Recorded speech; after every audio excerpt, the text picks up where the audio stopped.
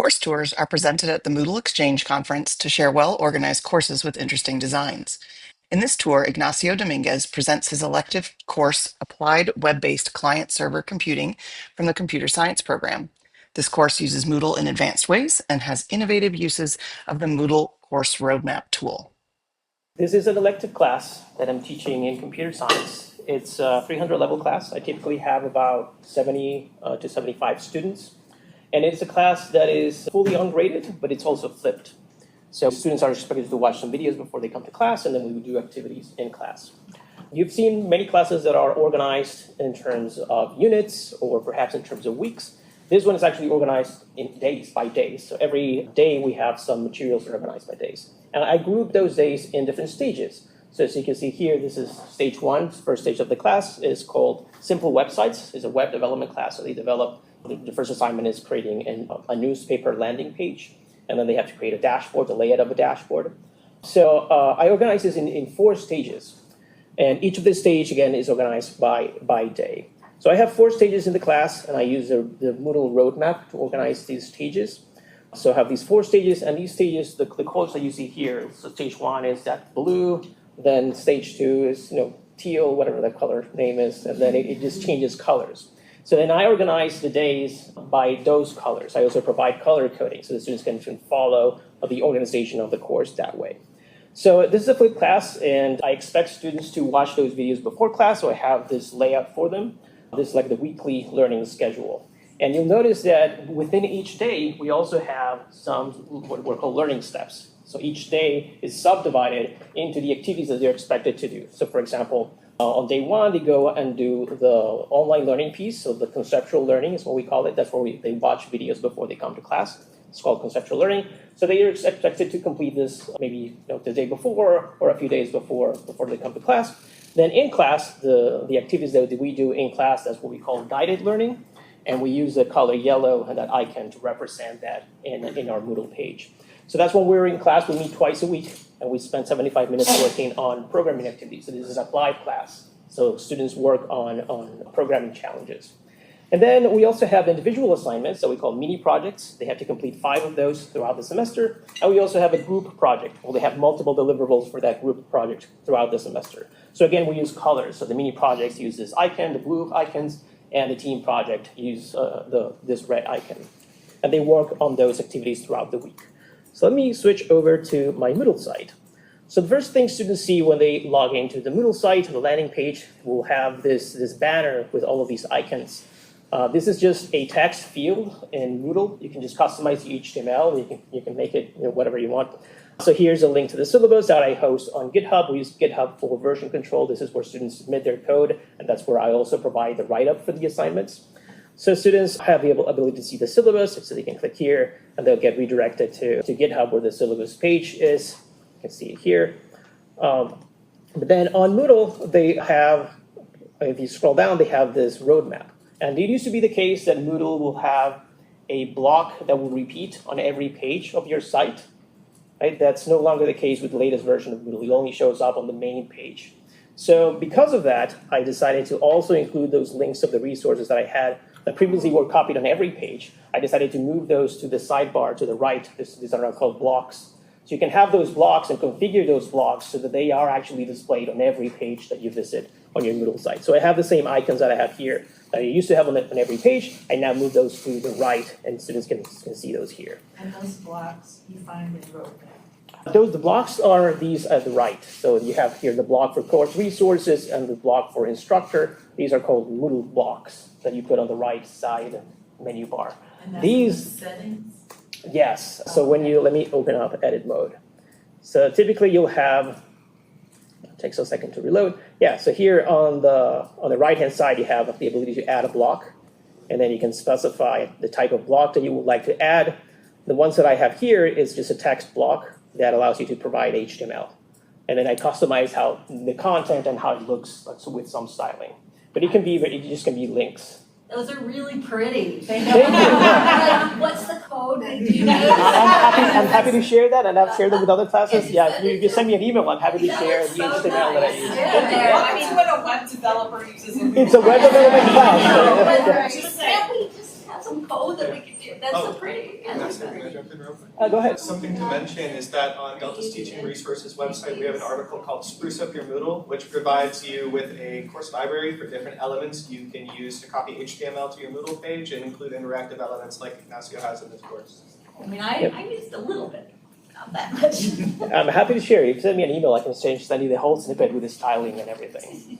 Very happy to do so. But the roadmap is separate. Do you have the Yeah. roadmap link in the course resources there? No, so the roadmap is a Moodle activity Right, that you add. that's That's separate. down So here. you're not, you don't have that over on the No, right hand I don't side. think you can add it as a block to the right. And was all that text you had at the top part of the information for the course map, like as part of its description? Or This was part? it- No, No, I no, think I didn't mean that's- that, I meant the, That's a late. like everything you have at the top here, is that part of a label or is that part of a description of a in roadmap? It's a label. Yeah, this is not part of the roadmap itself. Text and media. That's right. Gotcha. Oh, now, right? Yes. Yeah, that's Text, yeah, So- that's a label, that's a label got changed too, right? Yeah, so the actual Moodle roadmap starts here with the course learning objectives.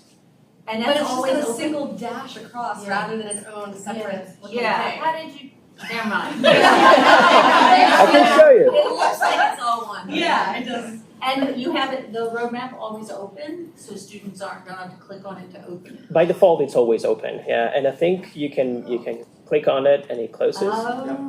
Plus, Stacy, I think you're Yeah. pointing out a difference in the newest Moodle version, which is containing elements in one block inside of the main course page and separating them with the solid lines. Okay, because that's the only way I've played with roadblocks. Is this the newest Moodle version? The last spring we were not using the newest Moodle? We are on Okay. I our didn't realize newest this Moodle was version. I thought this was from last spring. Okay. I think this is version 4.5 of They Moodle, updated whatever that already, is. so Cool. he's got his course ready. Cool. Yeah, I'm looking ahead. Yeah, that's right. I know, like, we have a lot, but I'm telling you, one of the things with Moodle is I'm like, oh, the pages are so boring, and then you come up with this. Try to spruce it up.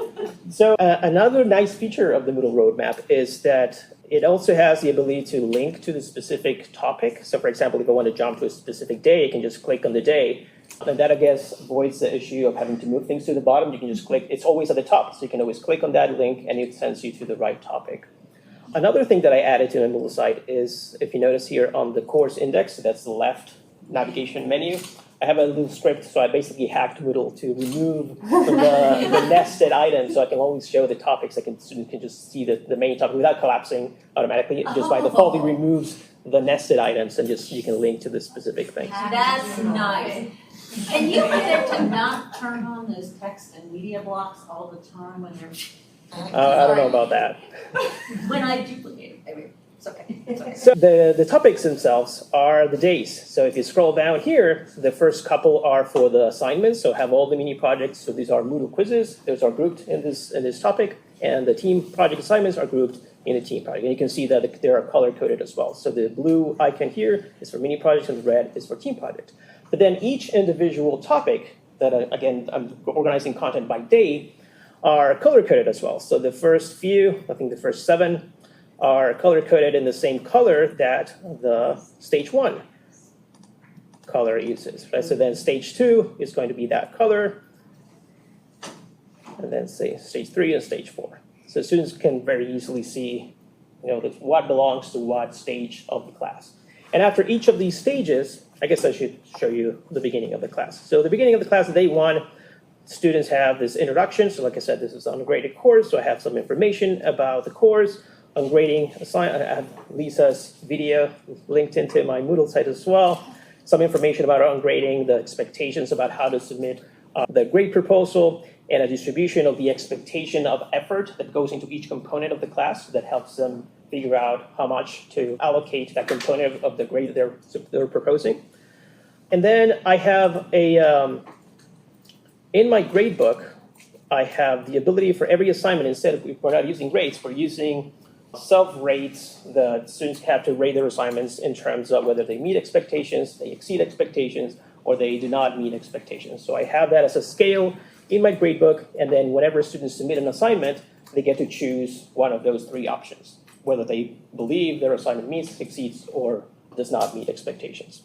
So every assignment that I have is a Moodle quiz. I'm going to show you, let me jump to one of these.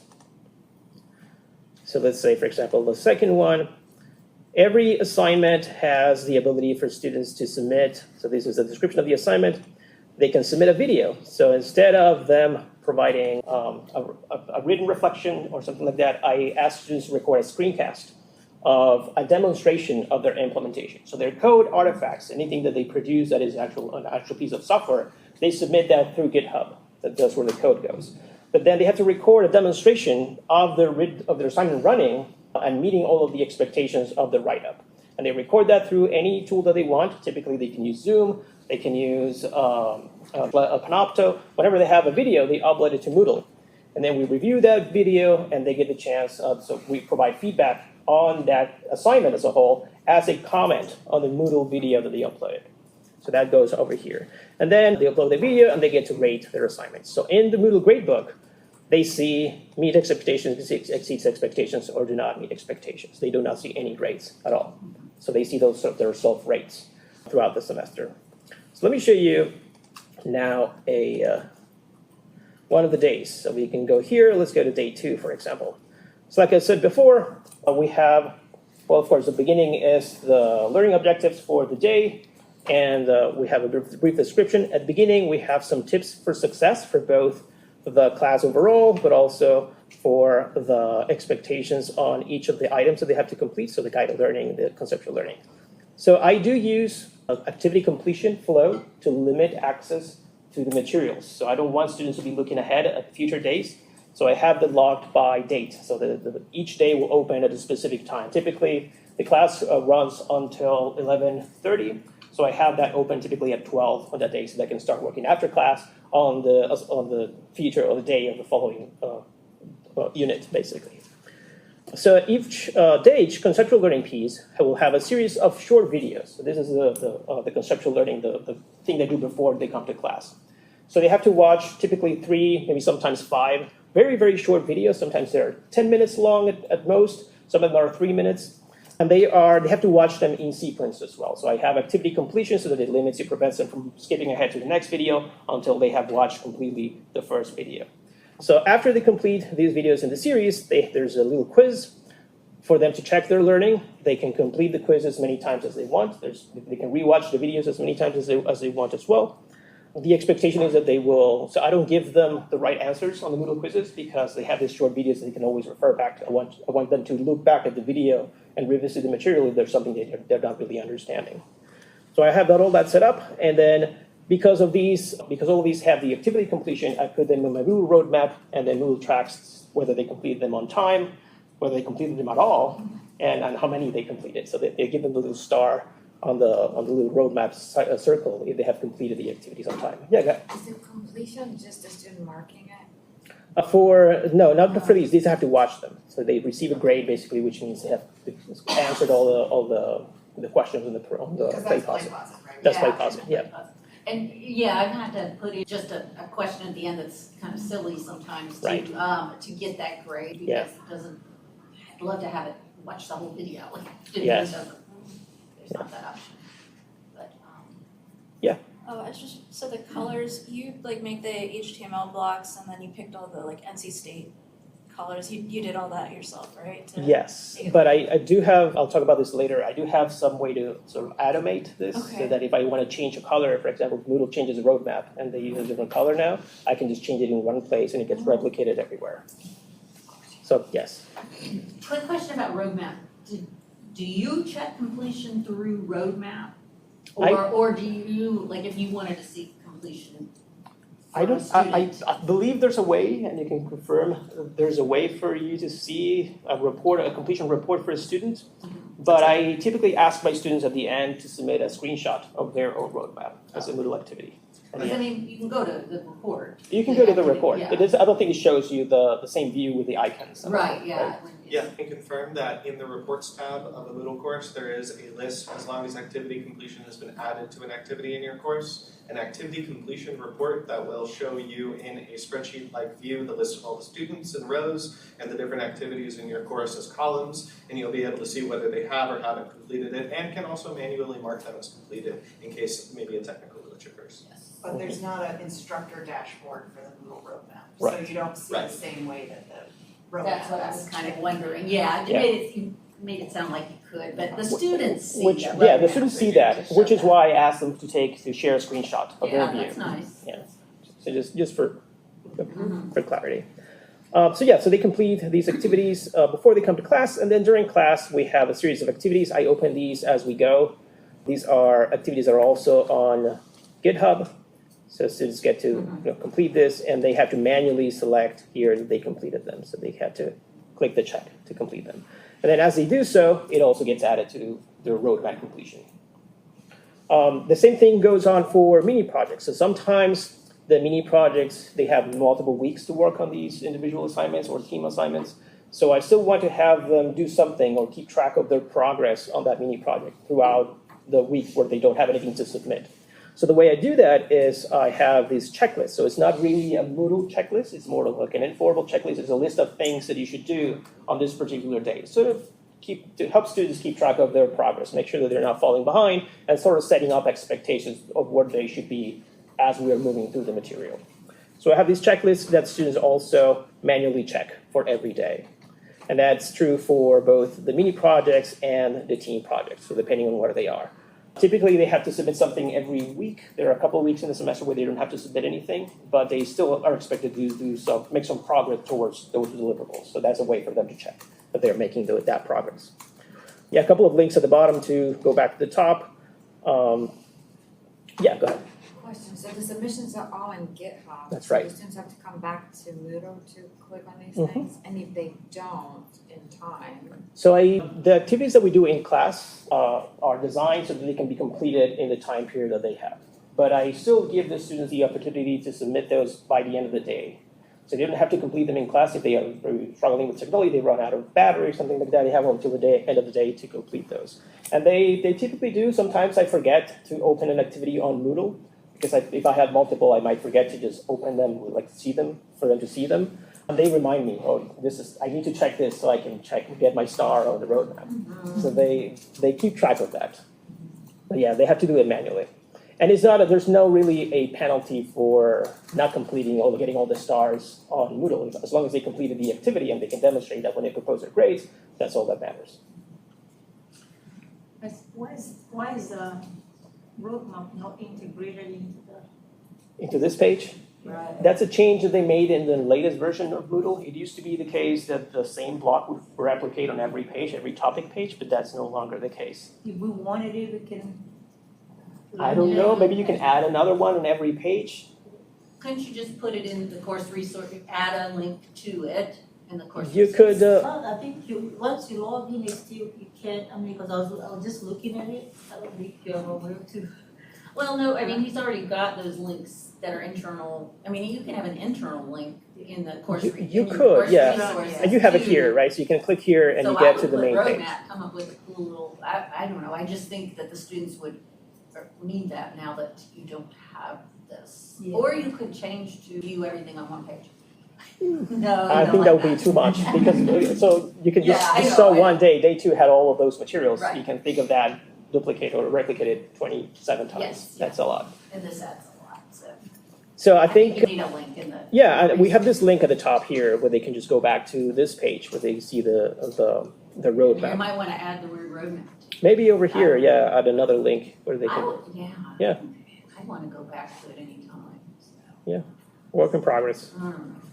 I also use Moodle attendance, so I have a link here for attendance. So the way this works is that it randomly generates a code for every day of the class, and it also generates a QR code. So I put that on my slides, and I keep that protected most of the class. Students can ask for it whenever they come. If they come late, they can ask for the code. I have it also on the footer of my slides. They can also look at that if they come in a little bit late. Does it generate that QR code each It day does, too, yeah. or each class period? Each day, yeah. I think there's a Okay. setting I can show you.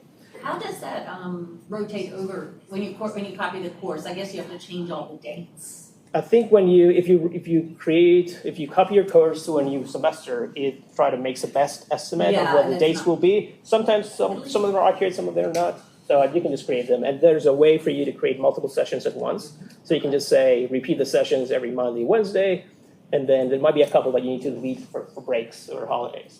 That's not a huge deal. There's also a bulk deletion process, so it should be one menu, one page, select all, remove, and then replace with a recurring session, just like Ignacio was demonstrated. Yeah.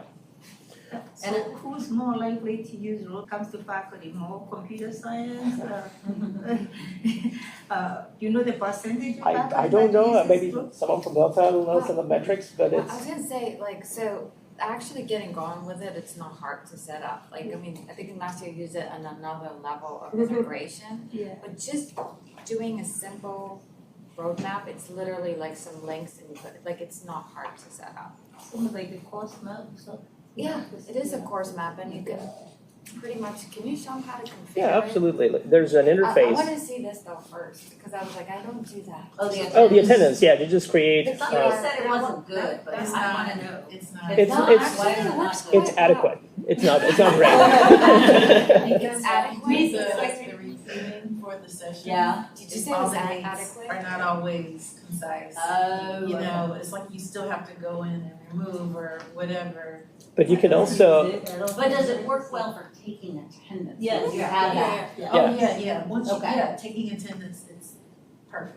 and you can set it so that you give, so it assigns a grade for attendance, if you want to use that, but it Right. also allows you to deduct points if you're coming late. You can Yeah, specify I saw 15 that. minutes late or the kind of thing. You can customize those intervals. Look at the 5 minute. Okay, thank you. Back to what you're about to do. Don't Yeah, forget roadmap. that. Let's look at the roadmap. Because every year. You have to change it every day. And then that's what I have to You share did for your yourself. spreadsheet, so it's just a while. Maybe that's gonna take a while. You can actually show me a spreadsheet. Yeah. All right, so here's the roadmap configuration. The way it works is you can provide your learning objectives if you have them here.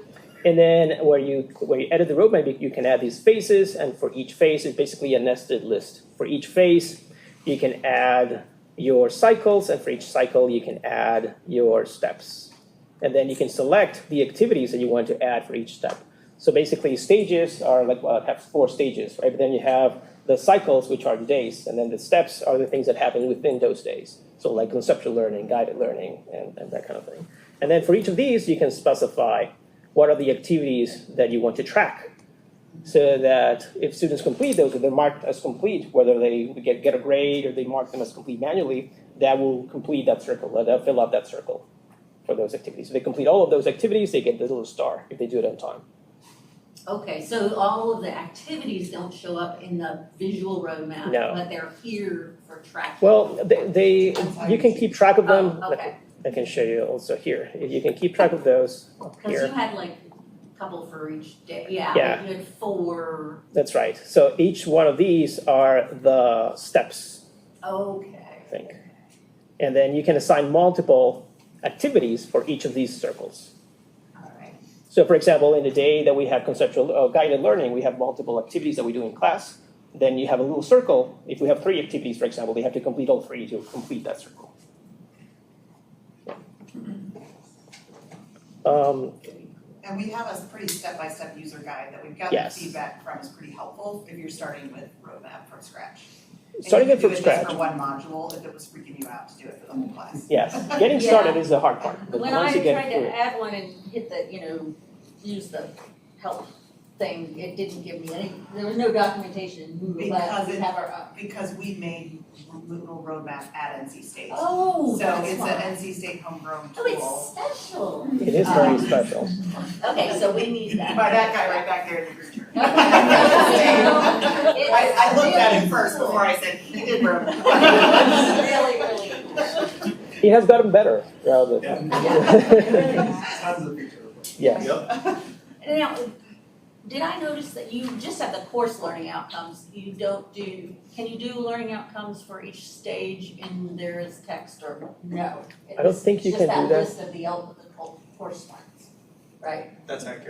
Can you, Okay. is that a feature request maybe? No, well, I'm not sure, because that would be a lot more. The course objectives display at the top of the page, and I Yeah. believe that's programmatically controlled. We can decide whether it's at the top or the bottom or Or in not, the middle. no. And then only the CO numbers directly are displayed, but you also have the ability to customize the numbers as well. Yeah. And it doesn't have to be called course learning objectives. Yes, you can call it whatever You can like. call them So whatever we you can want. rename that bold black where it says course learning objectives at the top, you could, so if you created a different, you created a different roadmap for each stage, as it calls, like if you wanted to put in each topic, then you could call those modular. So, but Oh, here it yeah. says, It says course learning objectives at the top there. That's right. Where would we change that name if we wanted it to be module learning objectives? I'm sorry, this version. So okay, that's coming? Oh, okay. Well, it says edit, oh, that's edit the whole thing. Okay. Okay. Are you taking all those notes? I'll just let everybody know we have 1 minute. Okay. Yeah, what's for the grand finale now? Well, I don't know if there's enough time to show you the customization. I can just briefly show you what I have. So all of these materials, so including, let me go to a specific day. So you can see, let's go to day 2.